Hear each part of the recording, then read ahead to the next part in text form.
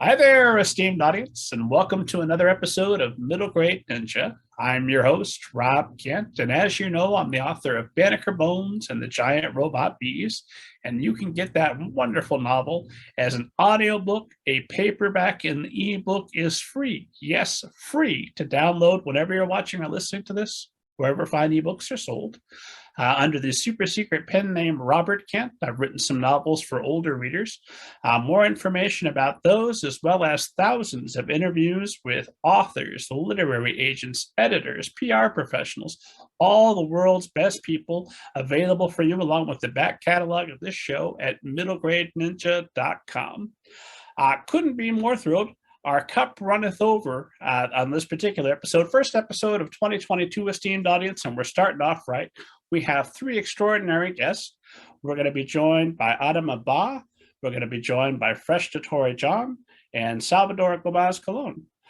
Welcome, everyone. So thrilled you made time for Middle Grade Ninja. So regular listeners of the show know that I never summarize anyone else's biography or anyone else's book. Why would I make you sit there painfully struggling to listen to me make a mess of both of those things?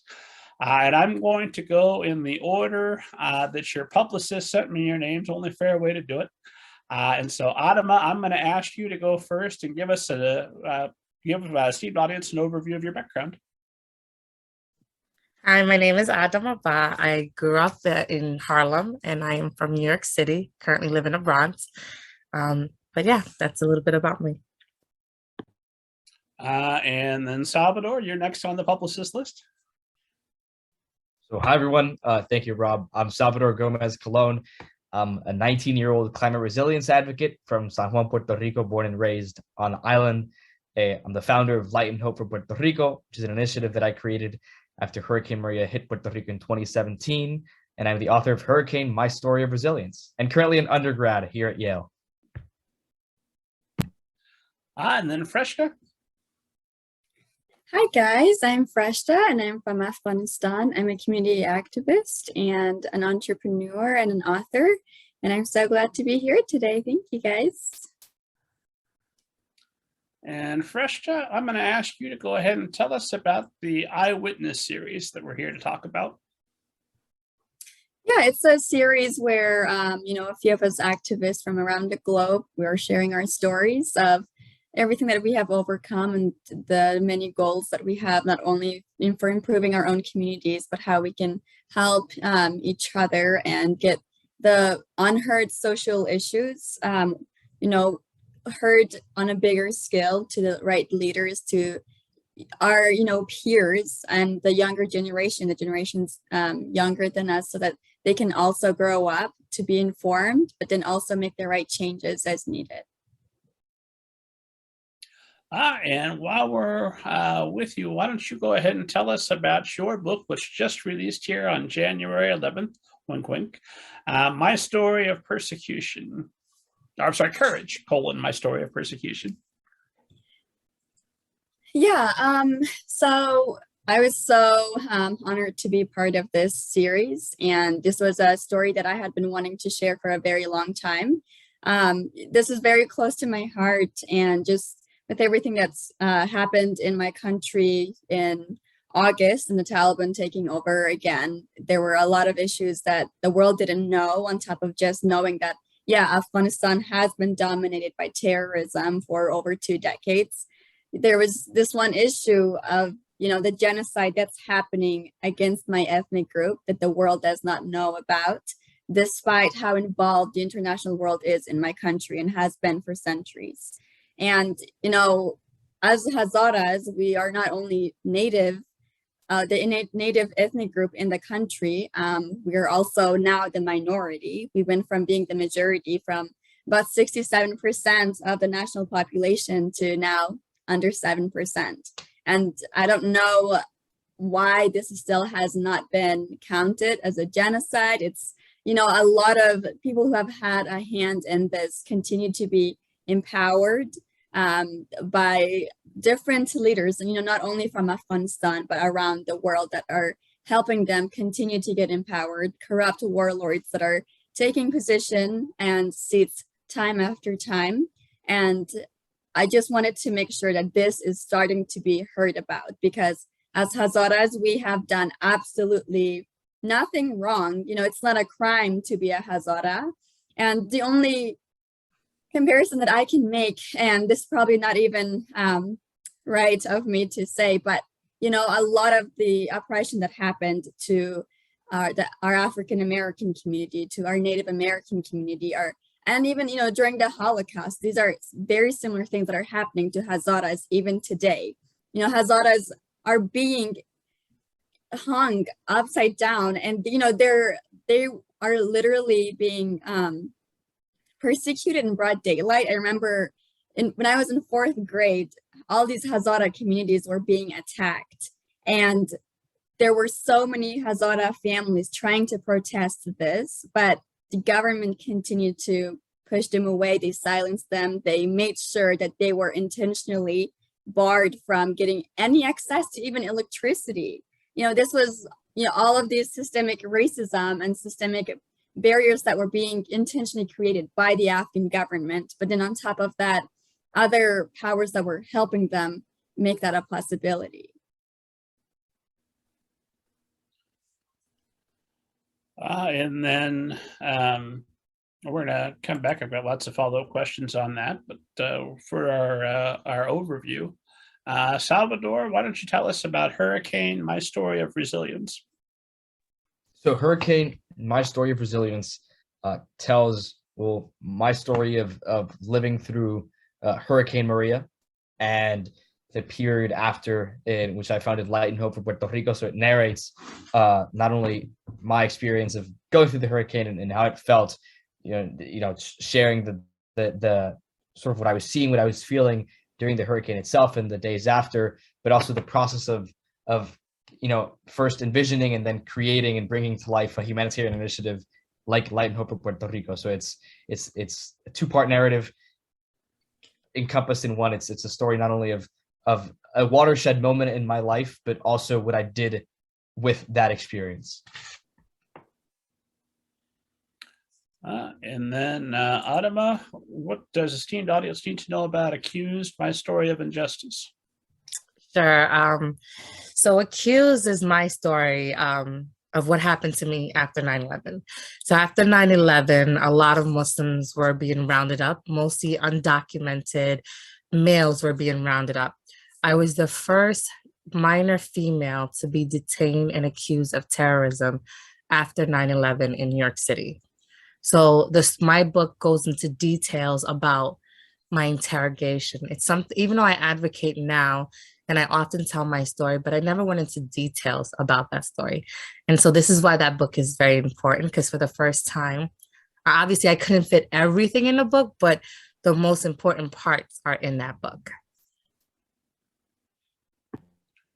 And Adama, who is the ideal reader for this book? So anybody, to be honest with you. I think, I'm 33 now, and a lot of the things that I advocate for now are things that people in the 80s advocated for. And so things haven't really changed. So this book is for any generation, because the only way we can have positive change is by allowing those that are impacted to be part of that change, to make those changes, to be at the table. But until we have that, we're going to have the same cycle and circle of trauma that's being inflicted on communities of color. And Salvador, is there an ideal reader for your book? I think Adama's answer about her book is pretty spot on. I'd say about my book as well. I think that while the Eyewitness Series books are written in a style that's geared for middle grade readers, and that just means that the language is very accessible. I think that I'd say that also my story is timeless in the sense that it doesn't just appeal to young people, really anyone who wants a perspective on what it's like to live in a climate vulnerable community, in a community facing multiple hazards a year of natural disasters.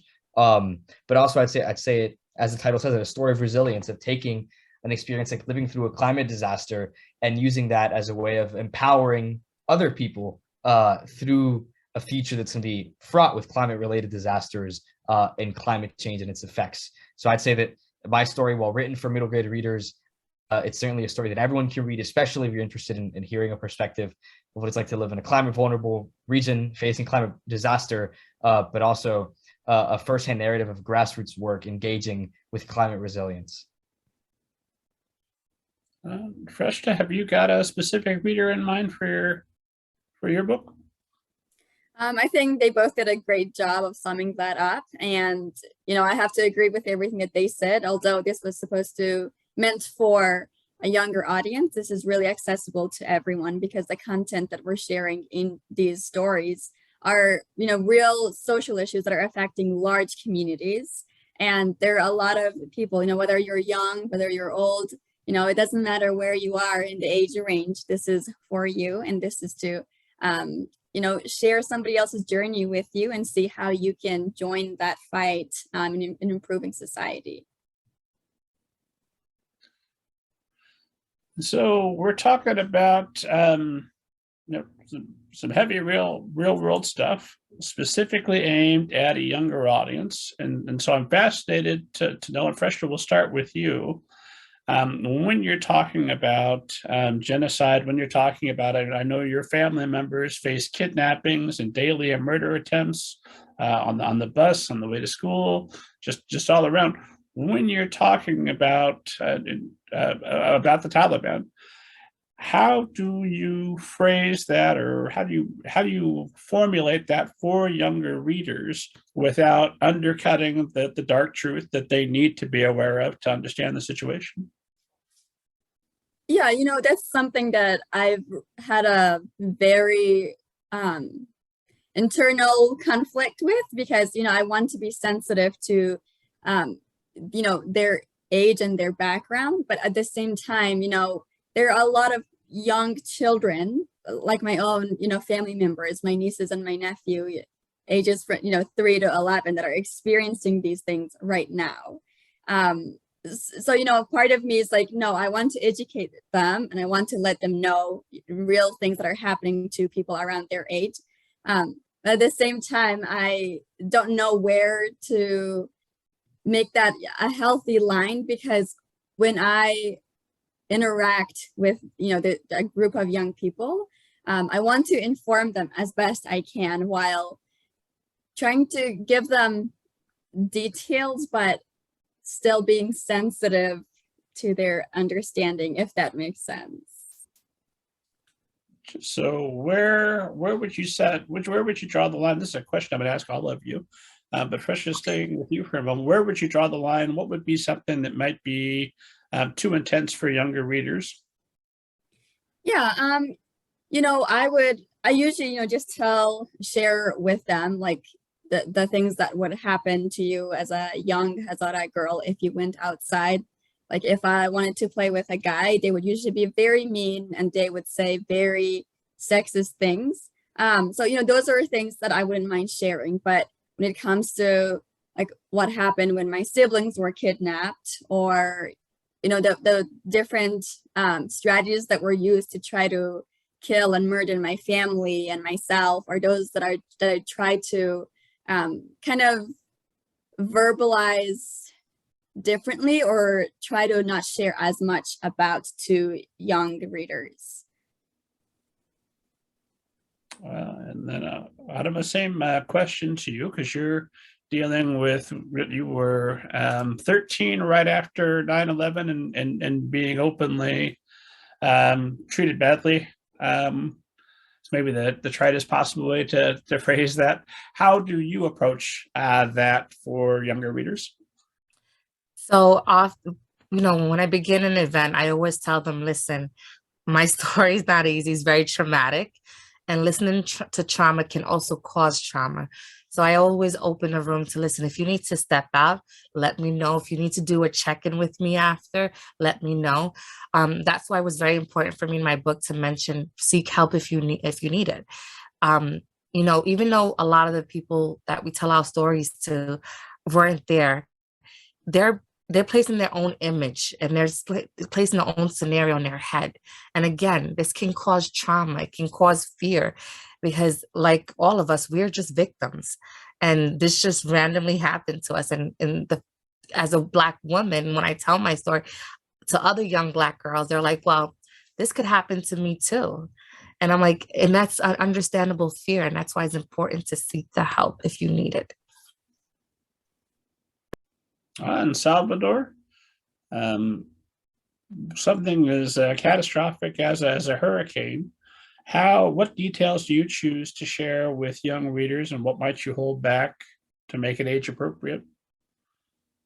So I sort of, my writing process in choosing what to share and what not to share in Hurricane, I'd say that I shared 99% of my observations and my feelings. I think that one of the things that I wanted Hurricane to be and be faithful to was my reflection of the emotions that I felt living through the hurricane, but also the sort of the lingering effects it had on my mindset and on my emotions, even years after, to this day, after nearly 3 years after Hurricane Maria.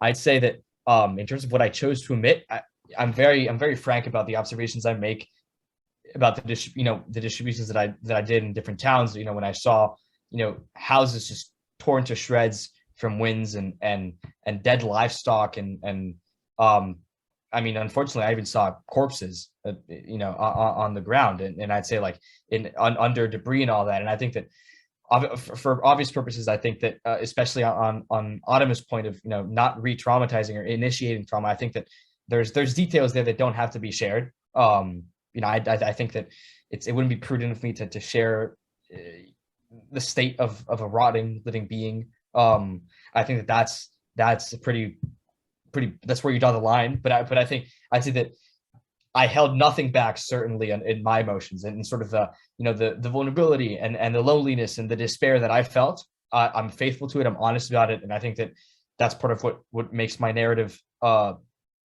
useful and I'd say like compelling to young readers is the fact that I'm able to do that in a way that I hold nothing back. Read a quote about trauma, and it was Adama, who said that when you go through trauma, you think that the best way to heal is to forget it, but then you realize that the best way to heal is to address it. So in the same line, how does addressing it help with that healing process? So for me, I really didn't have anybody to talk to. I was fearful of taking therapy because I was afraid that they were going to use that against me. I mean, they were accusing me of being a potential suicide bomber. I think the last thing I needed was to take therapy. So, by doing a lot of these events and these podcasts that we're doing, I was able to share my story. And the more that I shared, the more I healed. And I healed because I released a lot of my anger out in my story. I wouldn't tell my story angry or how I'm talking to is how I would tell my story. But I was able to look into those small details and say, wow, well, this is what happened to me. And this is how I felt. But you know what? This is what I should have done different. I was able to reevaluate everything. But it took me a long time to realize that staying silent is not the way. You have to talk. And once you talk, you put your story out there, you send a wave of change. And at that moment, I didn't realize it. And now look, I'm here with a book. So it's working.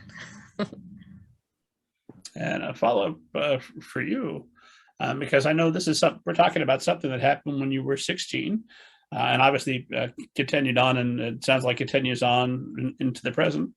And now you have 2 young children, right?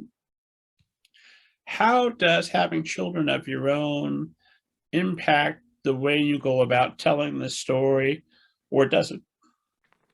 It impacts my parenting. I think most parents, I know you guys are not parents, but the 2 authors, we parent based on fear. So I try not to project my fear to my children. I'm trying to not make sure they're not to be afraid of the world.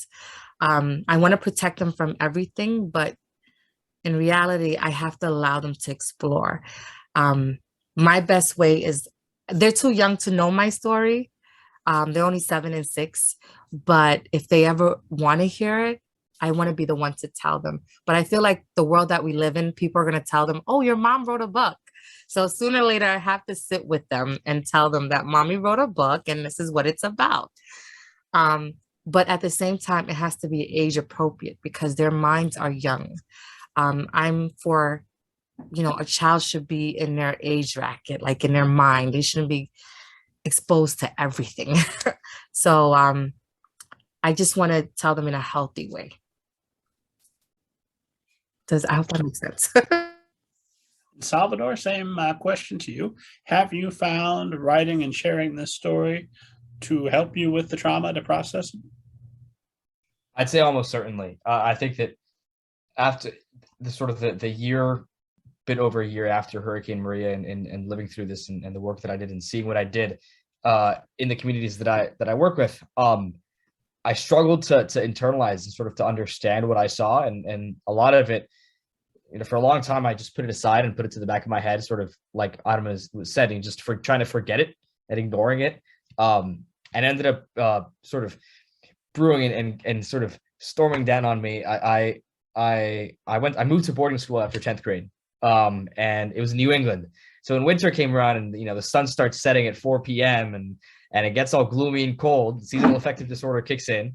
I started struggling a lot, sort of emotionally, but it was mostly I was sort of realizing that I never really processed what I felt and what I saw, and I tried to brush over it really quickly. And part of when I got into the nitty gritty of light and hope for Puerto Rico, it was sort of that was a distraction for me. And I was every waking hour that I did was either doing homework, that was when school was back in order, or working on light and hope. And I never took a moment in a whole year to reckon with how I felt and understand my feelings and accept them to a degree. I also faced resistance, obviously for different reasons, Adama, but to seek professional help.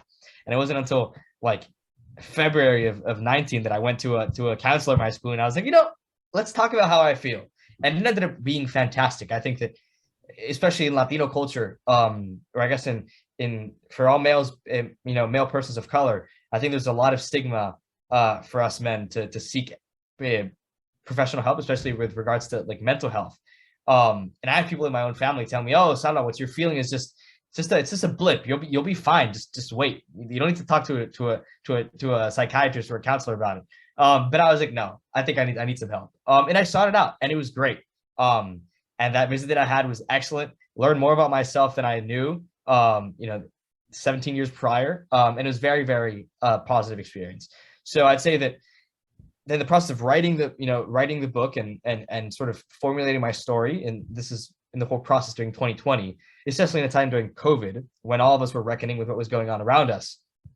I'd say that writing and putting all this into words was really helpful in sort of cementing it's a testament to what I felt, but it really cements all of my feelings in a way that I can now look at it and be like, oh, this is how I felt. And I no longer have to struggle with sort of figuring out how I felt, because I already did that with the book. So I think the book is writing the book and having the book be out there is certainly really helpful in terms of processing trauma and sort of reckoning with it personally. And since this is a show for writers, you mentioned seasonal affective disorder, which is we get that really bad here in Indiana. We have our Gothic Hoosier winters where everything just turns gray and terrible and naturally lends to dark thoughts. About $20 on the retailer of your site, you can go and you can get what's called a sad lamp, esteemed audience, that will shine sunlight directly on you and at least help with that. You still want to write your trauma down, because it sounds like that helps you make sense of it and organize it and put it down so where you can recognize it. But that light, especially you writers, because you have to sit in front of a computer, a typewriter, a notepad, whatever you're writing on, hopefully for a significant period of time every day anyway. Just put your sad lamp right next to you, have that shine on you. You get your writing done. You're also going to combat the seasonal affective disorder. It's win-win. And then, Freshta, same question over to you. Did you find writing to help you to process your trauma without re-traumatizing yourself? For me, it was a very, very hard battle. I felt like through writing this story, I was able to, get out the voice of my friends and my dad. My friends got shot and killed like around the same time that I moved to the US. And it's, I think towards the end of the book, I mentioned that. And then, you know, my father too, it was a very hard time. So because there was so much trauma I was dealing with, my memory had actually blocked a lot of my memories from like childhood, from my time in Afghanistan. So while I was writing this, I had to, you know, try really hard. I had to, you know, get a lot of therapy because it was kind of re-traumatizing, but at the same time, it was something that I wanted to do because to me, it meant that I was continuing the fight for my friends, for my father, and all the sacrifices that he and my mom made for me to be able to get my education, to fight for everyone else who had to face persecution, who had to face oppression. You know, so I would say it was a little bit of both. It was healing, but through it also, there was a lot of trauma that was coming back that was, but at the same time, you know, it was helping me deal with it in a way that I was able to share it with an audience, and so that they're aware of issues that are happening. So for me, it was traumatizing, but in a sense also very healing. And did sitting down and getting this out on the paper, did that help you to unblock those memories permanently now that they're accessible to you?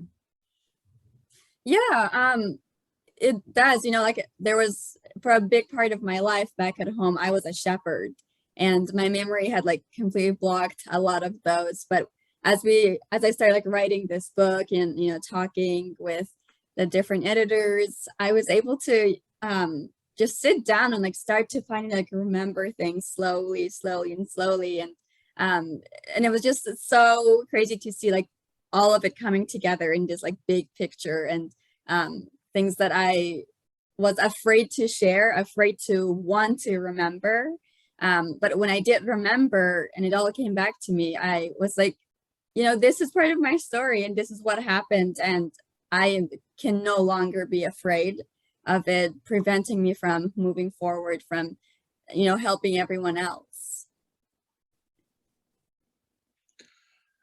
And you mentioned writing process, which is the bread and butter of the Middle Grade Ninja Show. We love writing process.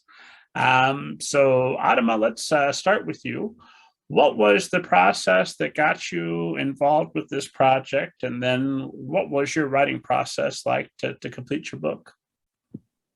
I think Freshta and Salvador said it, like it was very stressful. The process, I remember just getting that email. My friend who did the documentary, or my former teacher who did the documentary on me, actually introduced me to the author and everyone, not the author, but the company. And they're like, hey, do you want to tell your story? And I'm like, yeah, I'm not doing anything else, sure. But I didn't understand what I was signing up for. Like you both said, it was so traumatic because, like I said, I talk about my story often, but I haven't gone into details. So talking about, actually writing down about the officer that yelled at me, or the officer that interrogated me, talking about the strip searches. But it's one thing about saying it and actually seeing it in words, and these are your words. And the reality of it, it was, now that it's over, I'm glad, but it felt like years, but it wasn't years. But honestly, it was worth it. It was really worth it because I was able to heal in the process and address certain things that I didn't address. And I remember things that I forgot about that I feel like helped a lot of people. I often get people who come to me, well, this happened to me. I've been getting a lot of border cases recently. I advocate for immigration reform. So I have a lot of people who come from the border that are telling me their stories. It's pretty traumatic, but the fact that they trust me to tell them, you know, people can be very vulnerable, telling you all this information, but it's a blessing that they trust me. And it's because of the book. It's because of the documentary. It's because I'm out there talking. I don't want to say I've become the face of immigration reform, but it feels like it sometimes when they're just reaching out to you. But yeah, the writing process was hard in the sense of just emotionally, but in terms of writing, it was okay. And plus we had editors to help us with the grammar if we had any issues. Because I think part of it I was writing with emotions. And then they're like, well, that doesn't make sense. And I'm like, but I was angry.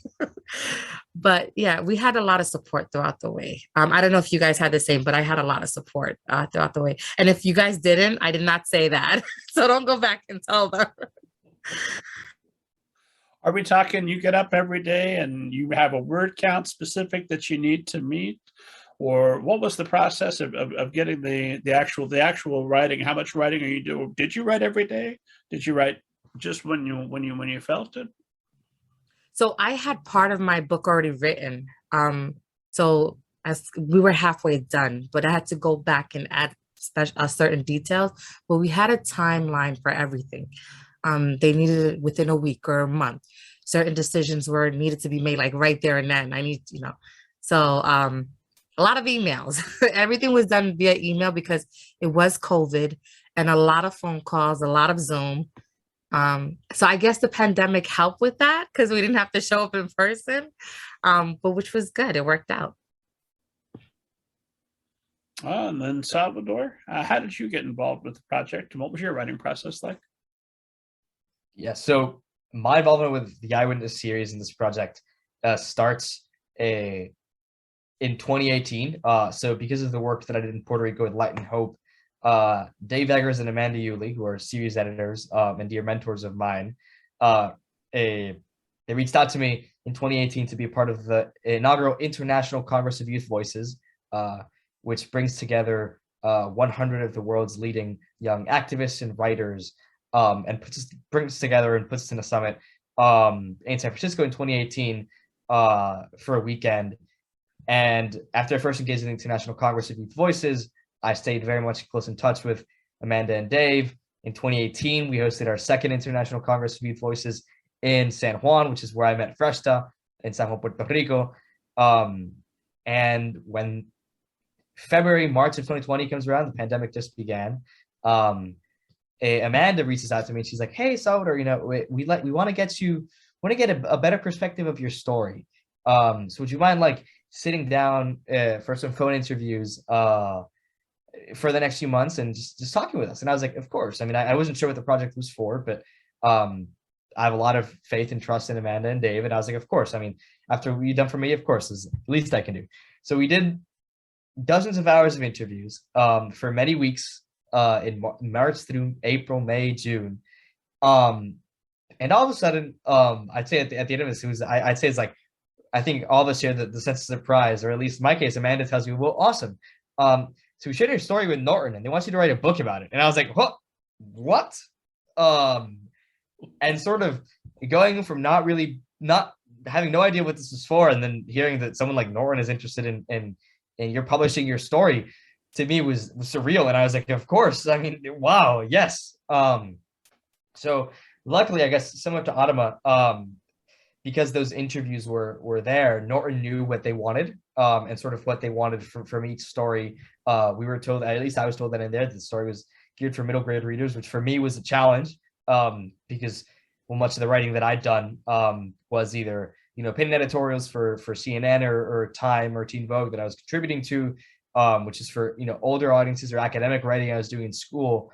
So I remember one of the most challenging things about the writing process in general was being concise with my language, being straightforward with my language, not using many commas and semicolons, and being, using full stops, which for me was challenging, but it was definitely helped me improve my, my concision, and also my ability to convey my emotions in a more straightforward manner that not only middle grade readers would understand, but also everyone would be able to understand just by reading it quickly. So the writing process, like Adama, it'd be like, okay, by the end of the month, we want three-quarters of the manuscript, or like full manuscript. And then the editors would come back with comments and be like, hey, these are the comments we have, give them back for that, by the end of the week. Or sometimes it's like, okay, this is closer to pub date, or when the manuscript was finalized, like around May of this year, it'd be like, okay,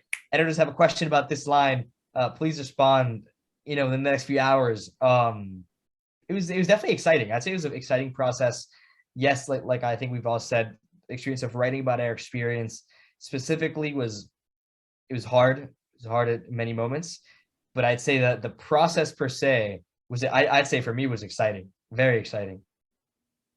And were you in school while you were doing this? Yes, I was. Well, I mean, so we started the interviews and all that, I believe March, April of 2020. And I was in school, I was in virtual school through June of 2020. And then summer came around and I was working and also working on this book. And then, yeah, then school started, senior year started in September. I was working on college applications and schoolwork and this book on top of that. And then working with my humanitarian work and activism and doing all sorts of virtual speaking engagements. So it's definitely a lot going on. My senior fall was very intense, but it was definitely all worth it. And it was very exciting and gratifying. I feel like if we lived in a better world, we could just say, hey, world, go away for a month. I need to do a book. And then you come back and I'll have written this thing and we can get back and pick up where we left off. Adama, I don't suppose your kids were willing to extend that offer? So surprisingly, my kids were around me. They were running around doing their own thing because it was a pandemic. So school was closed and, they were doing a virtual learning. I would just write and sometimes I would blank out and I'm like, oh my God, my kids are here. Because you go into deep thought. But honestly, it was the way I cope with the emotions. I did a lot of hiking around that time because hiking became a big thing during the pandemic. So I would just get in a car and like, let's go. We're going to go for a hike now. But it was worth it. It was really worth it. And Freshta, how did you get involved with the project and what was your process like? Yeah, so mine is very similar to Salvador's. So I also got involved with International Congress of Youth Voices, and I met Dave and Amanda, who were a big part of, this whole process and project that we did together. I mean, Amanda and I had kept in touch a lot over the couple of years that we had met in Puerto Rico, and she was familiar with the work that I had been doing here in Grand Rapids, Michigan, but then also some overseas in a couple of the projects that I had been working on. And so I want to say this was last year, during my junior year in college, she reached out to me and, she was like, hey, we've, looked at all the work you're doing. We think it'd be interesting for you to share your story. And first I was like, maybe her email got hacked. And so, she was like trying to trick me, someone's there. And then I didn't respond. And then she got back to me again. I was like, oh, hey, I just wanted to make sure this was you. Yeah, so after that, I was just, very honored. I was very moved. I was like, you think I'm worthy of, being part of this project and, sharing my story. And so we kind of talked through it and what it would look like. And like Salvador said, if it hadn't been for those interviews, it might have been a little harder because of school and work. And at the time, I was also supporting my 4 nieces and nephew back at home financially. So it was a pretty busy time for me. And so we would have hours of interviews on the phone and a lot of hours where I was spending, crying and trying to get myself together. And after sobbing to, trying to bring the very emotional parts of my life and history together. And those were, kind of meaningful times of the process for me, and they were healing. And after that, just hours of emails, a lot of emails back and forth. And finally we got it all together and everything's been going smoothly since. We've been dancing around the pandemic, and it's my belief that for maybe the rest of our lives, every conversation will eventually lead to how was the pandemic for you? So when I'm talking with you guys, each part of this Eyewitness series, where you're writing because you've witnessed already something extraordinary and traumatic. Does that help put the pandemic in perspective to where, okay, this is historically bad, but I've been through bad before, and so that helps me to keep this as an even keel, or is it no protection whatsoever? The pandemic is still pretty bad. Freshta? I usually get a lot of backlash when I say this, but I really enjoyed the pandemic. So at the beginning of the pandemic, obviously it was very new to everyone. We all didn't know like what to expect. I love being at school, so I love being in the dorm. I was very sad when we had to get off campus and then move back in. So I moved in with my host family, and then and the pandemic was, there was a lot happening. And that first week of the pandemic, of the shutdown, I just kept watching the news, and it just always, there was like this one topic that just kept coming up the entire time. And it was that on top of, aside from the elderly, the homeless are the second vulnerable community that's being hit the hardest by the pandemic. And because all the homeless shelters were closed, they didn't have any access to food, bathing, anything for them to really survive, and they would get a lot of their foods from these homeless shelters.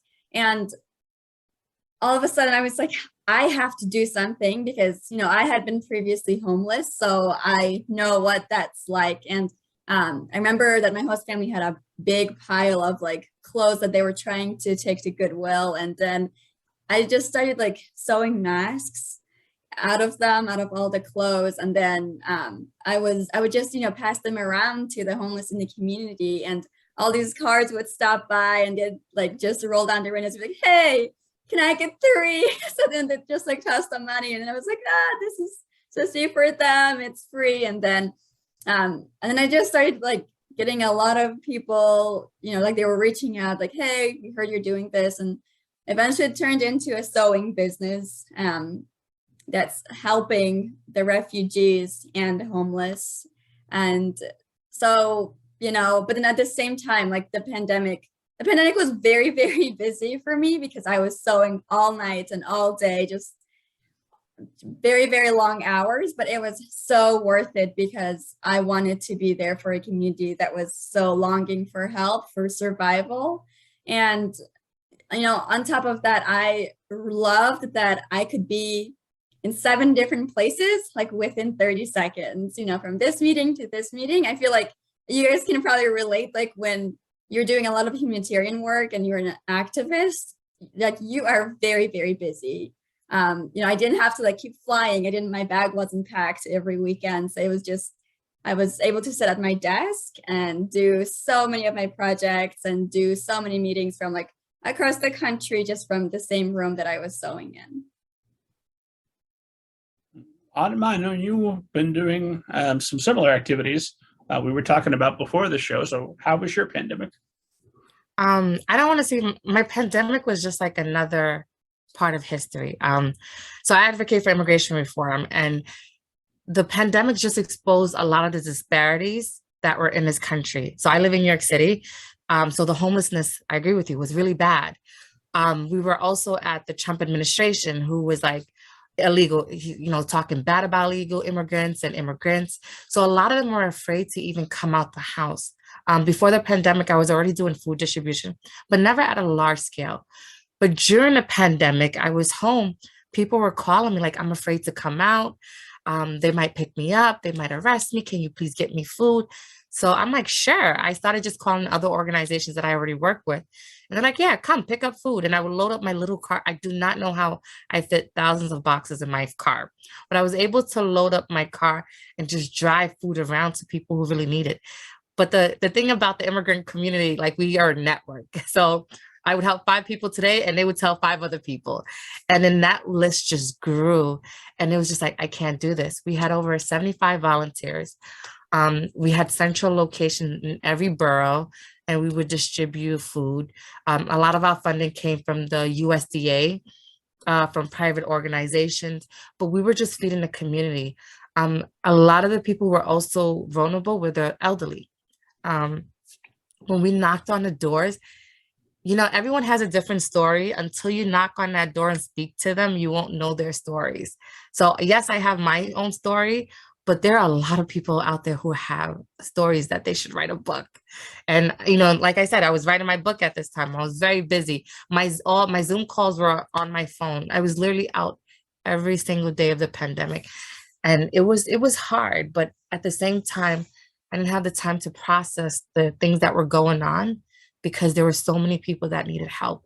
And what made it more frustrating is that the people who were in charge in Congress, the president, they weren't making smart decisions. And we're on the ground doing the work, and we were not even, you know, the doctor so-and-so is going to be the hero, but my volunteers were the heroes. They were risking their lives every day and making sure people get food.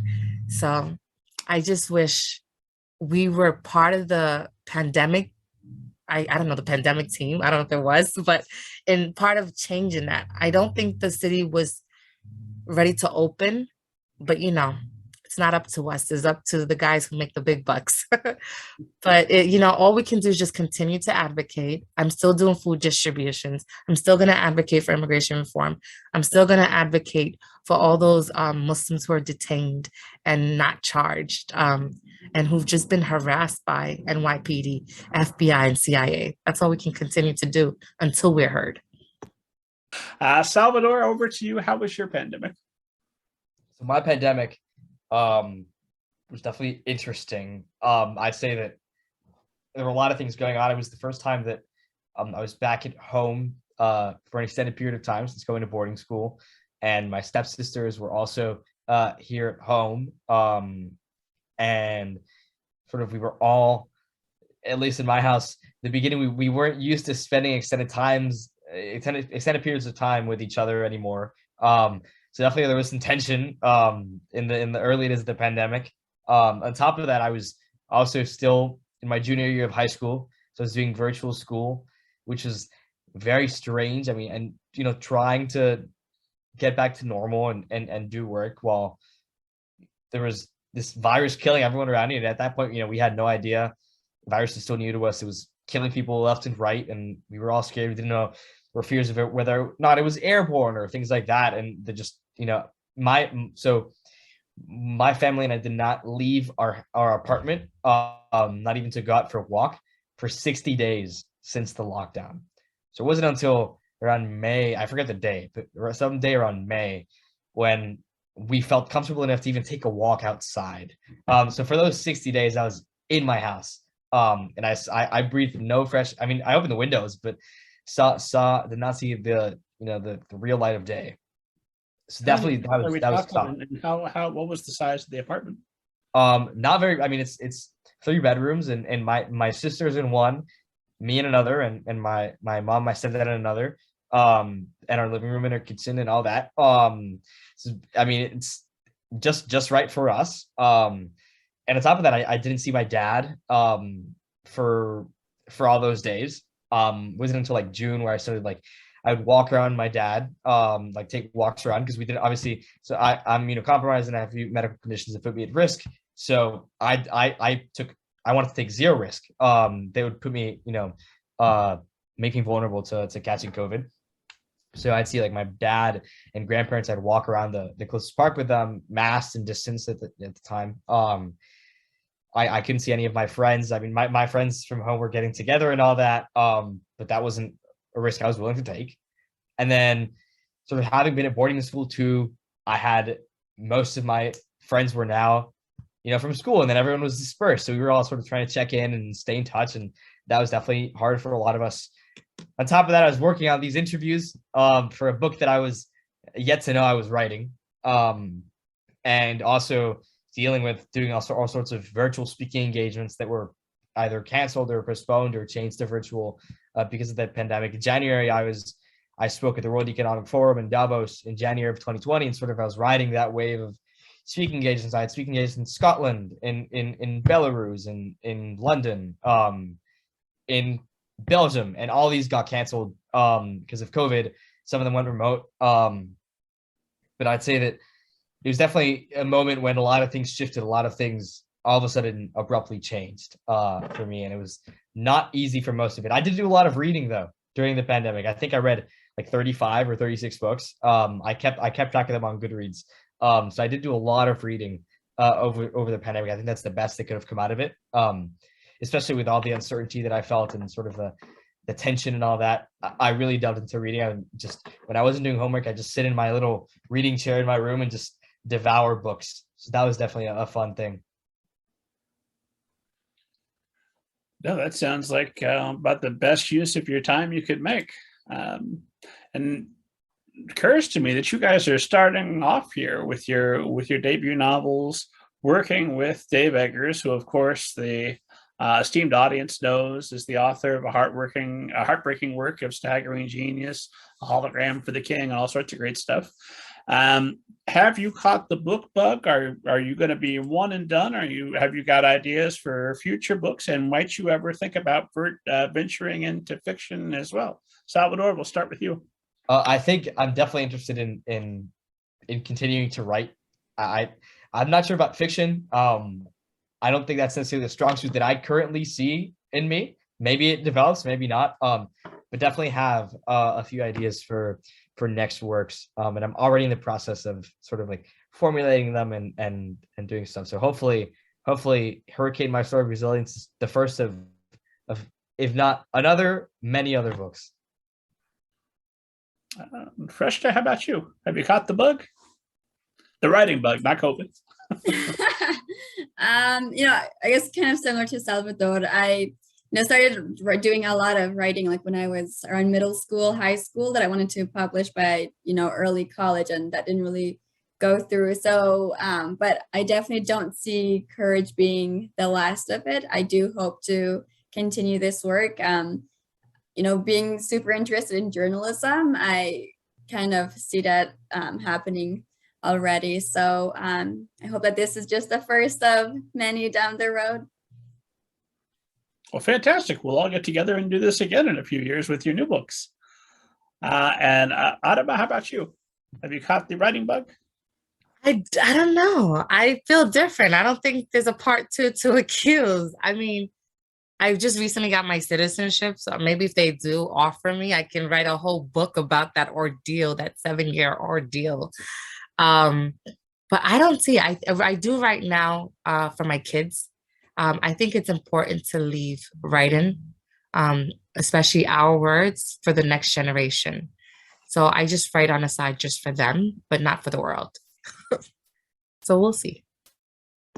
Well, congratulations on your citizenship. Can you give us just a little preview? If you were to write a book, what would you want people to know about the process of obtaining your citizenship? Oh, I don't even know where to begin. It was just as, so I've been in the immigration system, in the immigration court, I should say, since I was 16. So for the last 16 years, I've been in court fighting to stay in the United States. So I think I would talk about all that ordeal from the beginning to the end, because my book really talks about the FBI and 9/11. It touches a little about immigration, but not as much as I wish it did. But then again, I couldn't talk about my case because we filed a federal lawsuit and it was still pending at the time I was writing this book. But I did win, and now I'm an American citizen. But I think I would start with that immigration ordeal and how to fight the immigration system and how to reform it. So I think you just gave me a book idea, how to reform the immigration system. I'll be looking for my name to be featured prominently in the acknowledgments. And then Adama, you have got this wonderful documentary featuring you and featuring your family, which I was watching part of earlier today. What's the name of that documentary for our esteemed audience to be checking it out right now? Sure, it's my name, Adama, Adama. And when you have a film like that that stars you, that stars your family, the total strangers have now seen where your parents sleep. I think at one point the camera's literally in their bedroom. How does that impact you? How does that impact them now that you're movie stars? I don't think we're movie stars yet. I think when Halle Berry starts playing me, then I could say I'm a movie star. Sure. But So a lot of people, they ask about where is everyone now? So they're surprised to know the little boy who's running naked in the movie. He's 17 now and he's, up to the ceiling tall. So they're like, I can't believe it. I think a lot of people are like, I feel like I grew up with your family. I do post on social media like updates about my family. I think people are curious to know how we came, out of this traumatic experience. But most of them are always interested in my brother Abdul, who you'll see the documentary, who really held the camera. And they're interested to know who he is now and what he does. And I usually just update them. But I think it was important for them to see that. I think it was important for the world to see that, because you're here painting me as this horrible person that's about to do horrible things. And I'm showing you my bedroom, and I'm showing you my siblings and my family and what we do and who we really are. So it's like changing the narrative. Well, at that point, I mean, the FBI had already been through everything that you had out there, right? So you were already sort of living in the public sphere. You were just broadening it out by making a documentary in a way, right? Yes. Again, so when we first got arrested, our stories were plastered, but because we were minors, our name wasn't. But the Muslim community is small, New York City is small. Eventually, people found out who I was. So it was important for me to make sure that the world understands I'm not that person. It's very rare for people the community thinks that the FBI doesn't just walk up and accuse you, but Black and Latino people of color, who have history showing that they do get targeted. And this is what they go through. They know what I went through. They know that I was innocent. But for other audience who've never experienced that kind of discrimination, for them it's like, well, it's hard for them to believe that I was innocent, especially at a time where fear was being used. So it was important to have that film out and to have my narrative out. Now that you're a citizen of the country, do you feel that you are free to go about your life at this point? Are you still worried that somebody somewhere is always watching you? If there's a truck parked across the street, there's maybe somebody with a microphone in it listening. How do you feel? Do you feel that you're under surveillance as we're speaking? I probably am, but at this point, I don't care. I just hope that if I'm being mugged, they step in. I just don't care. I have nothing to hide. I do know that I am being surveilled because every time I travel, I get that extra screening, or every time I come into the country, I get that extra screening. I'm constantly stopped by NYPD. I just recently was stopped in Indiana. I just recently learned about the gang database. So it's this database that the NYPD created, and anybody could be on it. Even you could be on it, as if you live in a poor neighborhood, or if you've seen with a gang member, you're put on this database. And the only way to be taken out of that database is to if you die, pretty much. You're young. I forgot what's the youngest, but they have high schoolers there, middle schoolers on that gang database. And the attorneys and I were just talking that I might be on that database. And the only way to find out is to file a lawsuit, to file a FOIA, because I was on so many lists, but I wouldn't know until I filed a lawsuit. Like I was on a no-fly list. I didn't know I was on a no-fly list until I tried to fly. My immigration case was under CARP. I forgot what the acronym stands for, but it was extra review of my citizenship. But CARP is another organization, another umbrella. So you won't know really what list you're on and what surveillance you're being on until you actually file a lawsuit, which is sad. But is the reality that we live in right now. But the more I talk about my story, the more that Salvador and Freshta talk about her story, the more we bring awareness to our situations and we change it.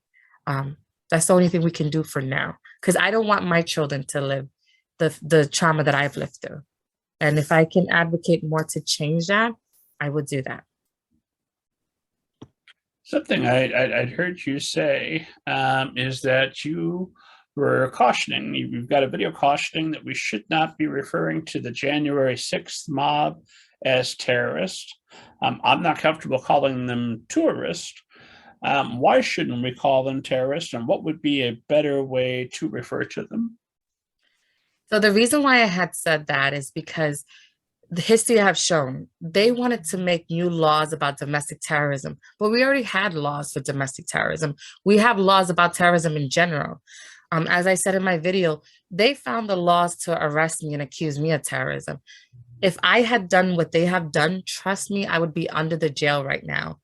But it was important because during the pandemic, a lot of my volunteers were Black Lives Matter protesters. And every morning I would hear their stories of what they went through during the protests, how they were tear gas, how they were hit by the police, different situations. Now, if that domestic terrorism law was applied or passed, guess who's going to suffer? Peaceful protesters, people like myself who are advocating, we're going to be considered domestic terrorism. So it's not going to help. These laws only affect people of color. We already have the laws. They just have to use those laws. We just recently had a school shooter again. And what picture did they use? They used a picture of him in middle school praying. I don't understand. And again, we cannot, they are terrorists, but we cannot call them that because then they're going to use peaceful protesters as terrorists too.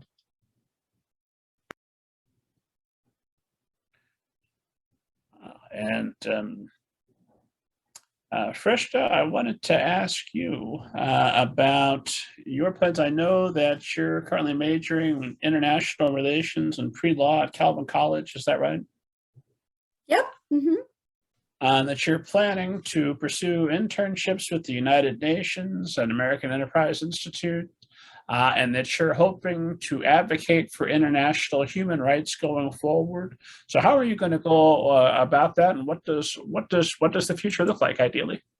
Yeah, right now I'm in the process of applying to law schools and trying to see where I can get a full ride because, like I mentioned earlier, I'm the financial supporter for my nieces and my nephew. So, and they recently got evacuated from Afghanistan.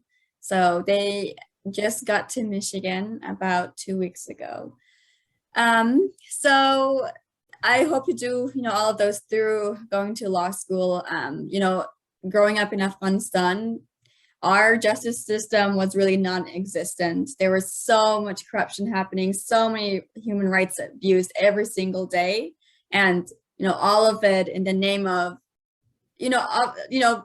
everyone has different views of religion, but there were a lot of religious heads in my community that was, sexually assaulting women, that were abusing every other system in so many ways. And yet, because they kept saying, and they carried the name of Allah, everything would be fine, and they kept getting away with it. And that was something that I watched from a very young age, and it made me so angry. And I knew from the age of 7 that I was going to do something in the legal field. And so that's where in the process right now.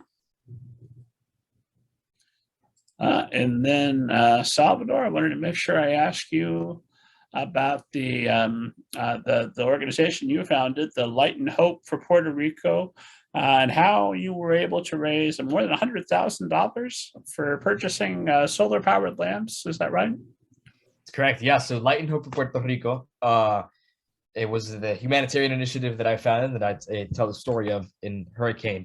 Started with a mission of raising $100,000 to purchase 1,000 solar lamps and 1,000 hand crank washing machines to reach 1,000 households in a town called Loíza in Puerto Rico that was affected not only by Hurricane Maria, but also by Hurricane Irma 2 weeks prior. So it began as that already ambitious goal that I was very fearful to set. And obviously, and I tell that story in Hurricane, that lofty goal of $100,000, we ended up nearly doubling it, nearly reaching $200,000 through both the online crowdfunding, but also corporate donations. Now I'd say a lot of the reasons why the campaign was effective in raising money was twofold. I think one of them was not only, of course, the effort that I put into outreach and reaching out to everyone I knew and sort of trying to get the word going about this campaign, but also how national media picked up the campaign very quickly within days of my launching the crowdfunding campaign. That's something for which I'm very grateful, how media sort of took a chance on me and shared my story, even though I was just a ninth grader who was, had this idea and had this goal. I had no prior accolades, no prior experience. It would, I guess like make me worthy of nearly 2,000 backers' trust, but I guess it worked out. And obviously, as we started delivering results and started posting pictures of our distributions and all that, obviously it started helping. But I'm really grateful for all the people who took a chance on me and on Light and Hope for Puerto Rico, and led it to be the success that it was. We have talked about some rather heavy subjects this podcast, and I imagine esteemed audience thinks, well, there's no way he's going to follow that up with his usual trite question about flying saucers and ghosts that he asks everybody every week. No, esteemed audience, of course I'm going to ask. We would never fail to have that conversation. So Salvador, I'll start with you. Have you ever seen a flying saucer and or a ghost? No to the flying saucer. I've maybe felt a ghost. I don't know. Go on. I stayed once in this this old castle in France once. Was invited. A friend of mom's invited us. And there's just an air. It's an old castle. You just feel it in the walls, and you'd hear the doors just creak middle of the night, and just the floor creaks. And I don't know. I've never seen a ghost, but I've just felt stuff there. Felt weird stuff there. And Adama, have you ever seen a flying saucer and or a ghost and or been possibly touched by either? I have to agree with Salvador. I probably didn't even notice it was a ghost. We do believe in jinns as Muslims, so we do believe in ghosts. So I'm pretty sure I bumped into them. I don't know, and thought it was casual. As a flying saucer, no, I haven't seen one yet. But if I do, I'll definitely let you know. Just come back immediately. We have to have that conversation the moment your experience has happened. And Freshta, flying saucer and or a ghost? Like Adama said, like in our culture, we also like believe in jinn, but I don't know if what the things I had seen back at home were ghosts or whatever, but there's like this whole stigma around it in our culture a lot. But so the yard that my family moved to once the Taliban moved out the first time, this yard was like full of, like the Taliban used it a lot to carry out a lot of their killings. So there was a lot of people buried in our yard and we didn't know. But I had seen weird things that I didn't know like what they were. But when I'd tell my mom, she would be like, oh, like those are probably the spirits of the people who got murdered in this house, and they're probably not going to do anything to you. So that's all I have. Who knows if they were? So it's spirits, they're probably not going to do anything to you. Sleep tight. You'll be fine. Yeah, I know, right? Thanks. Well, this has just been a tremendous conversation. I'm watching the time and I realize that we're coming right up to the end of it.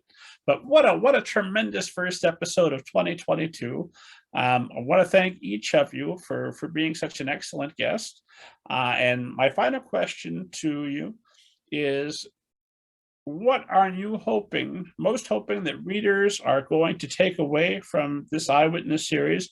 And what are you hoping that they will do as a result of having read your experience? And then if you'd also tell us where esteemed audience can find you on social media, follow you online, all that good stuff. And we'll go with the publicist order. So Adama, you first. Recently I've been responding that I hope people read our books and get encouraged to tell their story, because this is not an Adama situation only. It's happened to thousands of other people. This is not just a Salvador situation. It's not just a Tori. We all have shared experience with others, but we have been chosen to tell the story. So I hope when people read our books, they definitely get encouraged to write their own, and how it impacted them and how we can get involved in changing whatever impacted them. To find me, you can find me on social media. I have my name, Adama Bah, and I'm not private, I'm public. So if anybody needs help, it's an open door. Thank you. And Salvador, what are you hoping that readers are going to take away from your story, and what do you hope that they'll do as a result? Yeah, so I'd say that for my story and the Eyewitness series in general, I'd say that I hope that young readers, or any reader for that matter, really reads our stories and understands that the challenges they face in their lives and the adversity they've faced is no reason why they should limit the impact they can have on others or hold back. I think that all of our stories share the common thread of not only a challenge and adverse experience we've had or experiences in our lives, but also how we've turned that for the better and turned that to support not only our family and our communities, but also everyone else around us. So I hope people understand that and use that as inspiration, and are also empowered by our stories. We were all, I mean, I'm still a teenager, but we were all very, very young when we had these experiences. And they're definitely experiences that I hope at least that no average young person has. But there will be the time when a few of us will have experiences like these. So I hope that when those come, people really, sort of take it with grace as much as they can and use it to impact others.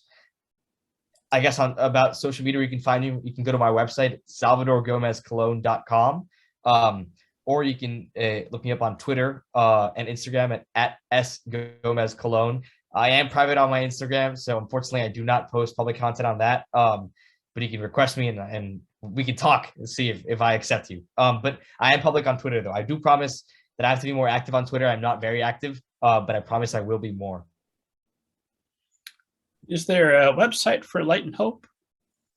No, there is no website for Light and Hope, but you can find all information about it on my personal website and all other projects that I'm working on as well. And Freshta? Yeah, the main takeaway I want my audience to go with is how serious this issue is. We've had the Rwandan genocide that the world just kept brushing aside until it was way too late, and we don't want that to happen. So I would love for them to be more educated on this issue, but then also spread awareness. Spreading awareness has been one of the most effective ways to bring, attention to this issue that's happening, but then also raising leaders for them to take action. So I would love for them to, look into this issue further and see how serious this is, and try to, hold accountable everyone who has been play a role in this. You can find me on Instagram at Freshta Tori Jan, and on Facebook, Freshta Speaks. And you can also follow my advocacy page at Hazara Advocates USA. Thank you. And I want the esteemed audience for you, if you are an educator or a librarian, to get copies of the Eyewitness series, put them in your schools, put them available where young people are going to read them. If you don't have any young people in your life, you read them. They're excellent books. You're going to be in good shape. As always, for more interviews with editors, agents, authors, all the world's best people, go to middlegradeninja.com. Download your free copy of Banneker Bones and the Giant Robot Bees. And you know what? If there's space on the shelves, put that in your schools too. And as always, God will let I'm alive. I'll see you next week.